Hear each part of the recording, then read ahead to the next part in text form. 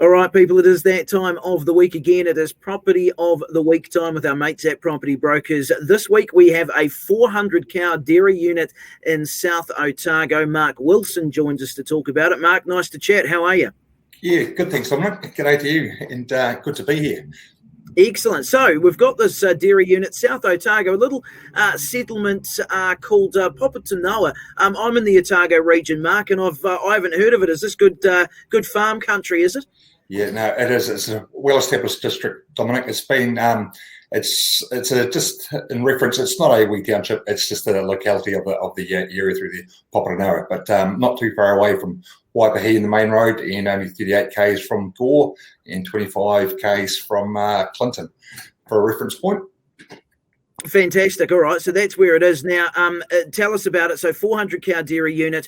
What's the production like? Is it pretty good in terms of the yield? Yeah, it is. It is. To give you a bit of background, the vendors came down from the North Waikato, I think about 8 years ago. They bought the property, and it was their first farm, and it was a real challenge for them. The farm wasn't in a great order, in a great state. It had suffered quite a bit. So these guys, through sheer hard work and skill, have steadily increased the farm's, I suppose, capability, appearance, and production levels. It's a real credit to them. So each year that they've been here, in the 7 years, they've had improvements each from year to year, and then trending upwards. So currently it's sitting around about 160,000 kilos from the 400 cows. And they work on a fairly modest input type system in terms of the production. They're big believers in utilising the grass. So the vendor's pasture management is first class, and hence a very good production from a good herd on the farm. Yeah, and not overcapitalised by the sounds of it. Correct. Yep, you kicked on a key point there. It's not all about production; it's the cost of production. And these guys run a very, very tight ship in terms of how they produce it. There is some bought-in feed. They use that on a spot-to-spot basis. Mainly some palm kernel introduced through the mating season, which is quite a common practice. And if there's any other seasonal blips, but it's not a everyday occurrence. So tell us about the land, the soil, those sorts of things, and weather conditions in that part of the country, Mark. Yeah, well, it's on two soil types, Wairuna and Waikoikoi. So they're quite a solid soil. They have good moisture retention abilities. Meaning there's some drainage in a couple of the gullies, but all in all, it holds on to the moisture when it does receive it, without being too tight. And saying in terms of the climate.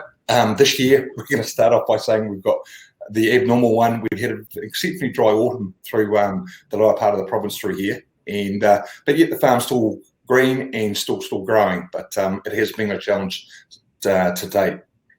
Yeah, and generally speaking, though, the autumn production is pretty strong. Yeah, it is through there, eh? It's not what you consider one of the province's top areas, but it's a good sound area that most years you can have a fairly reliable production. Okay, so what about infrastructure on the farm for the farming operation, Mark? Yep, again, the farm's got a very good setup in terms of the infrastructure. 3 homes. We have a three-bedroom main home, very tidy. Then we have a 2-bedroom home and a single self-contained quarters. And look, the owners, again, all the buildings are well kept. And they have a belief they wouldn't expect their staff to live in anything that they wouldn't themselves. So they set high standards and they maintain them. Farm building's got a 30-side herringbone shed on it with a rectangular yard. Very good shed flow for the 400 cows. It's a pleasure to milk in, I understand.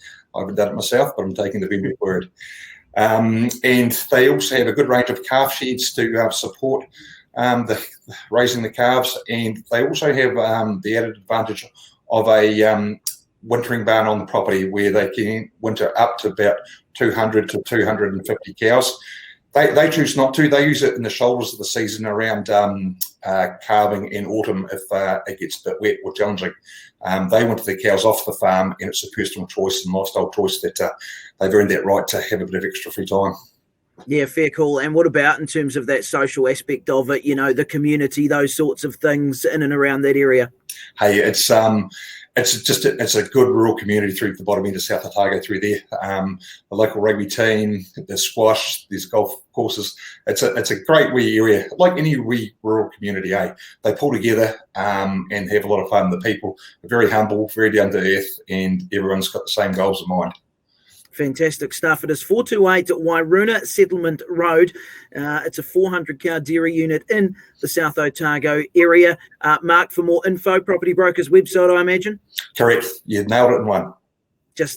Just like that, too easy. propertybrokers.co.nz, and if you just look up that particular property, you can follow your nose, you can check out all the photos, etc., that it's got on there. Mark Wilson from Property Brokers, thanks for your time. And do we need to know anything more about deadlines or sales sort of info around that? I look at these vendors, they're outright sellers, so it's not subject to them purchasing. They're looking to relocate back up to the North Island, back to where they came from, for just for family reasons. In timing. So they've got very genuine reasons to sell. The price is by negotiation, and the herd is available to be purchased with the property, which would be recommended. It's a very good herd. Good stuff. Mark Wilson from Property Brokers, thanks for your time. Cheers. Thanks, Dominic.